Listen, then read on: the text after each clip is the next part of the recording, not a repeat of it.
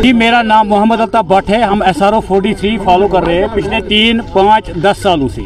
मगर हमें समझ नहीं आ रहा है गवर्नमेंट हमसे क्यों ये झूठे मजाक कर रही है। हमें बोला गया था उस टाइम हम SRO 43 है, आप अपना लेटर दो आपको नौकरी मिलेगी। तब से आज तक 5 सालों से हम आते जाते हैं दफ्तरों में, खाली बोल रहे हैं आप सेक्रेटरीट जाओ, सेक्रेटरीट वाले बोल रहे हैं आप चीफ ऑफिस जाओ। क्यों? क्योंकि हमें जो पोस्ट दिए गए हैं वो पोस्ट बोल रहे थे वो टेक्निकल है, हमें टेक्निकल सर्टिफिकेट नहीं है। वो बोल रहे हैं नहीं हम टेक्निकल रिलैक्सेशन आपको नहीं देंगे, इसीलिए हमारा केसेस जो है वो ऐसे पेंडिंग है। उन्होंने सेक्रेटरीट वाले हमें बोल रहे हैं कि आप नॉन टेक्निकल पोस्ट लाओ चीफ ऑफिस से। चीफ ऑफिस 2 सालों से हमें यहाँ से यही लेटर लिख रहे हैं हमारे पास पोस्ट अवेलेबल नहीं है, हमारे पास ये नहीं है वो नहीं है।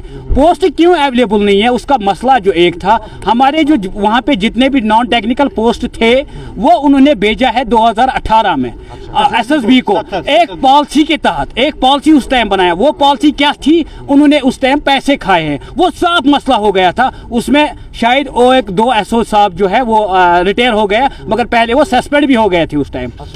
मगर इस टाइम जो मसला हमारा है, हमारे साथ बहुत ज्यादा नाइंसाफी हो रही है। कितने लोग हैं? हमारे पास लगभग इस वक्त 200 लड़के वहाँ पे है, 200 फाइलें पेंडिंग है कश्मीर डिवीजन से। हाँ हमारे साथ और एक मसला है, बाकी जितने भी डिपार्टमेंट्स हैं उसमें केस जाते हैं। हाँ रुके हुए हैं GAD में 2, 3, 5 केसेस रुके हुए हैं GAD में, बाकी डिपार्टमेंट में।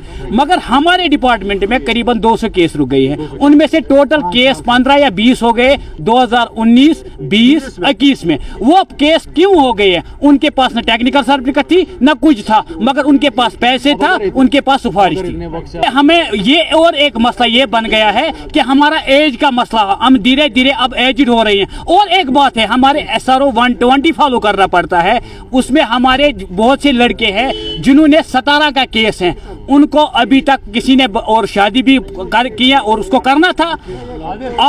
आज कम से कम हमें 150 ऊपर लड़के वो है जिनको अभी शादी भी नहीं हो गई है। वो आगे हमने ये फैसला किया है कि अगर हमारा मसला 1-1.5 महीने तक हमारा मसला हल नहीं हो गया तो हम अगली बार यही प्रेस कॉलोनी में कंप्लीट भूख हड़ताल में बैठेंगे। और इतना भी नहीं, शायद गवर्नमेंट हमें मजबूर कर रहा है कोई गलत कदम उठाने के लिए।